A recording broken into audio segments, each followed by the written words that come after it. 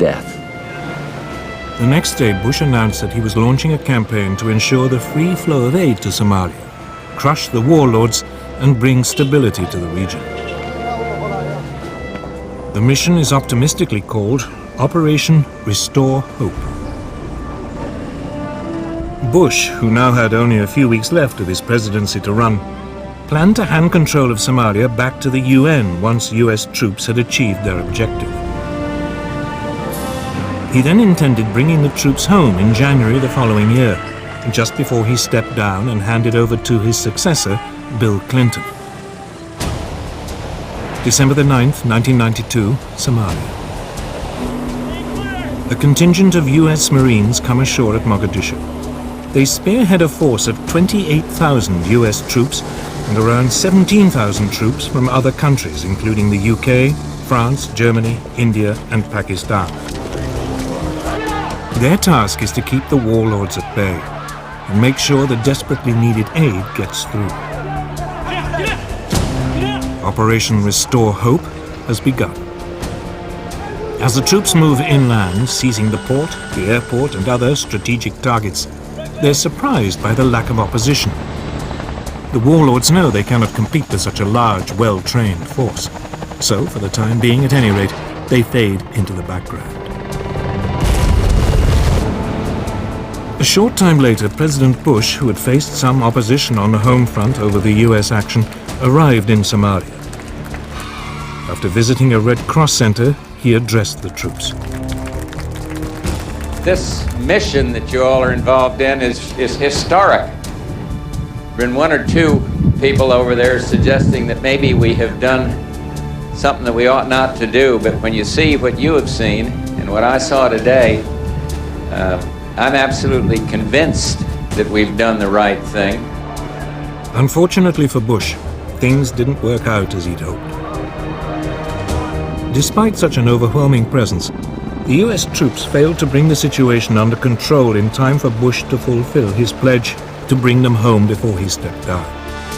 But by May 1993, Bill Clinton, who'd taken over from Bush 4 months earlier, felt confident enough to start pulling the troops out and hand military control in Somalia back to the UN. By the end of the month, there were just 4,200 US troops left in Somalia, only 1,200 of whom were frontline combatants.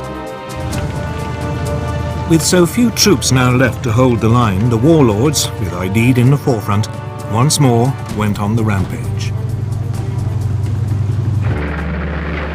Then, on June the 5th, Aidid's gun-toting fanatical followers committed an atrocity which shocked the world.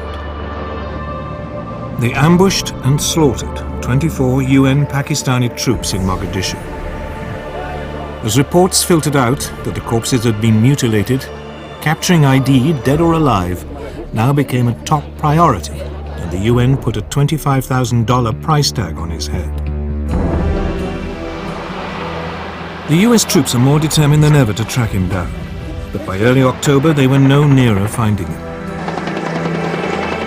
Then a piece of welcome news arrived. 2 of Aidid's top men were apparently holed up in a house in the center of Mogadishu. This was too good an opportunity to miss. October the 3rd, 1993, mid-afternoon, Mogadishu. A fleet of Black Hawk and Little Bird helicopters lifts off from a heavily guarded US military base on the outskirts of the city. On board are around 150 crack Ranger and Delta Force troops. Their mission, codenamed Operation Gothic Serpent, was to snatch the terrorists and bundle them into a ground convoy which was scheduled to reach the house shortly after the helicopters. It was reckoned the whole operation would take no more than an hour. Within 3 minutes, the helicopters arrived and laid down a withering hail of suppressive fire as the team roped onto the target. But then, to the astonishment of the helicopter crews hovering overhead, a huge baying mob of Somalis, many of them armed with AK-47s, start pouring into the area. The troops already on the ground now find themselves pinned down under heavy fire. At the same time, one of the Black Hawk helicopters is hit with a rocket-propelled grenade. crashes into the narrow streets a short distance away. The stricken helicopter was immediately surrounded by gunmen who'd rushed to the scene. The order went out to the troops manning the convoy that the crew had to be rescued at all cost. As they reach the crash site, a Little Bird helicopter manages to land and pick up one of the injured Black Hawk crew. But the men on the ground are now completely surrounded by the Somali gunmen.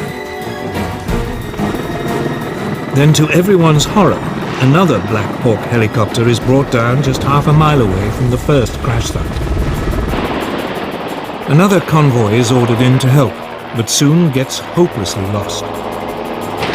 Meanwhile, the surviving crew in the first downed Black Hawk had escaped into a nearby building, and, together with a number of the men sent to rescue them, are fighting for their lives.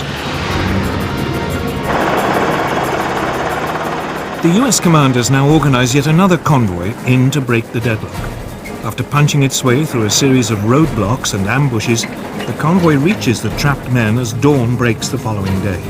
The wounded are then taken to a disused sports stadium, where a team of paramedics had set up a field hospital. From here, a fleet of helicopters ferried the survivors back to the base on the outskirts of the city. Despite overwhelming odds, the US troops had held out for 17 hours. During what became known as the Battle of Mogadishu, 18 of them were killed and more than 80 badly wounded. The exact number of Somali casualties is not known, but US estimates put those killed at between 1,000 and 1,500 and up to 4,000 wounded. As the US public now recoiled at ghastly pictures of dead US troops being abused and dragged through the streets, President Clinton is faced with his first major foreign crisis. He responded by sending in a large number of extra troops.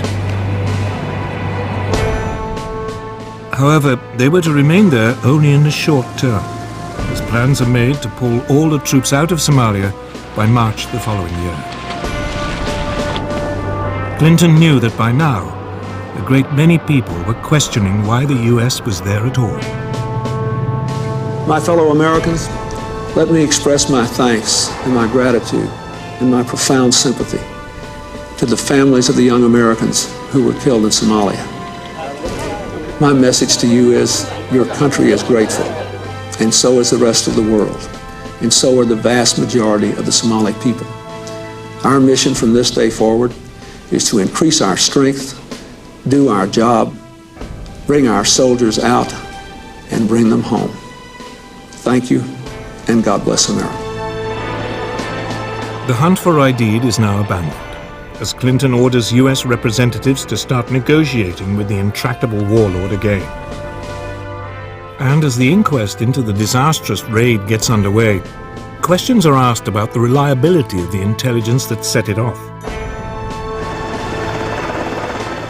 The view now seems to be that the US forces were led into an elaborate trap. True to his word, Clinton pulls the last US troops out of Somalia on March the 25th, 1994. This leaves around 20,000 UN troops, mainly Asian and African, to maintain the peace. But in spring the following year, they too will withdraw from Somalia. UN Secretary-General Kofi Annan explained. This obviously was not an easy decision. This is the first time the international community and the UN has had to withdraw in such a manner. The Council deliberated long and seriously on this before it took the decision. On August the 2nd, 1996, Aidid, the man who caused the US so much trouble, dies after being badly wounded in a gun battle with a rival gang a week earlier. It seemed a fitting end for a man who caused so much pain and suffering. Over the next few years, Somalia drifted even further into chaos and anarchy, even though at some point the warlords came together to form an organization known as the Alliance